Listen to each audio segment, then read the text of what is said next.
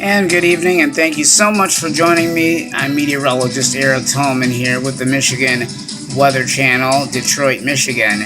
Good evening, everybody.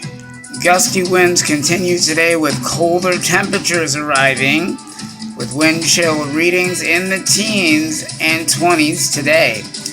And this is what we can expect, and then we'll talk about the rest of the forecast for the next couple of days.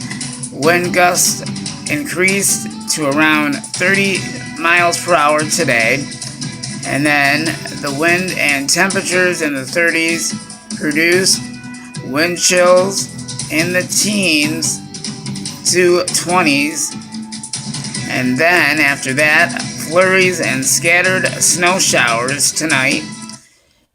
Cold air remains firmly in place through the weekend. Chance of snow is centered on Saturday, so we'll keep an eye on that. So this is what we can expect for Thursday: 32 degrees and partly cloudy skies, and we'll have a wind coming from the west at 16 miles per hour. On Friday, partly sunny skies, the high 30 degrees. We'll have a wind coming from the southwest at 18 miles per hour.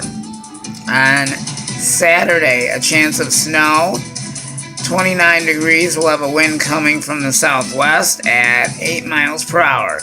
And then on Sunday, 33 degrees. We'll have a wind coming from the southwest at 10 miles per hour. So that is the current update that we have currently on these colder temperatures that will be arriving here in southeast lower Michigan. Stay tuned. We're going to talk about the extended forecast and what's ahead for southeast Michigan. This is meteorologist Eric Tolman with you this evening. We'll be right back.